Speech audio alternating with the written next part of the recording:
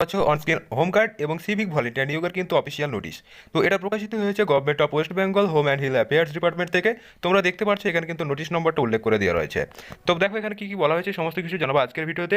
তো প্রথম থেকে শেষ পর্যন্ত ভিডিওটি দেখতে থাকবে, কী কী শিক্ষাগত যোগ্যতা চাওয়া হচ্ছে, কত শূন্যপদ রয়েছে, সমস্ত কিছু আজকের ভিডিওতে কিন্তু দেখতে পাবে। তো দেখো এখানে কিন্তু নোটিশ পাবলিশ করা হয়েছে, সেটা কিন্তু 3রা মার্চ 2025 এই তারিখে। তো নোটিশে কী বলা হয়েছে আমরা কিন্তু স্টেপ বাই স্টেপ দেখে নেব। প্রথমে বলছে the under registered is directed to the according approval towards enrolment of 500, অর্থাৎ তোমাদের এখানে কিন্তু 500টি শূন্যপদ কিন্তু এখানে রয়েছে। কিসের জন্য? হোমগার্ড সিভিক ভলেন্টিয়ার্সের জন্য। এটা কিন্তু উল্লেখ করা হয়েছে টুয়ার্ডস, এটা কিন্তু প্রায় তোমাদের 500টা শূন্যপদ কিন্তু এখানে রয়েছে, এর বেশিও হতে পারে, এটা কিন্তু জানানো হচ্ছে।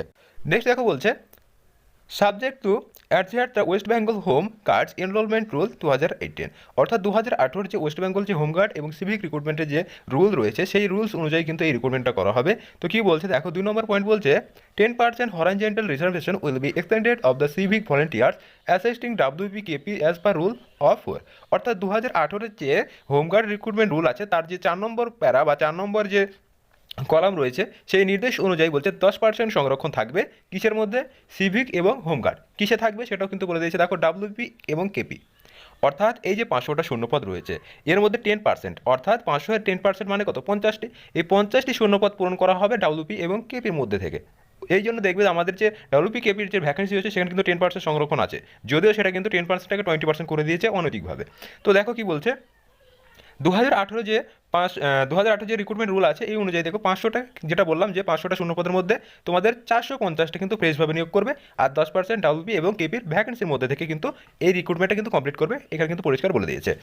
নেক্সট 3 নম্বর কলম কি বলছে দেখো, বলছে after fulfilling the eligibility criteria maintain the rule 1 and 2A, অর্থাৎ তোমাদের যে প্যারা 1 এবং 2-এর এ নম্বর যে প্যারা রয়েছে এই অনুযায়ী, অর্থাৎ প্রত্যেক যে ক্যান্ডিডেট রয়েছে তাদেরকে কিন্তু কী করতে হবে?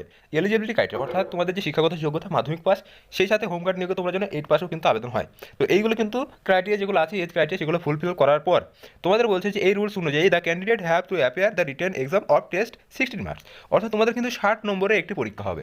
আবারও বলছি 60 নম্বরের একটি পরীক্ষা হবে, সেই পরীক্ষায় উত্তীর্ণ হওয়ার পরে কিন্তু তোমাদের যেটা বলা হচ্ছে যে কাট অফ মার্কস সেটা কিন্তু তোমাদের প্রকাশিত করা হবে। নেক্সট দেখো 4 নম্বরে কি বলছে the enrolment committee will fix the qualifying marks of the written. তো যেটা বললাম তোমাদের কাট অফ মার্কসের ভিত্তিতে কিন্তু তোমাদের রেজাল্ট প্রকাশিত হবে।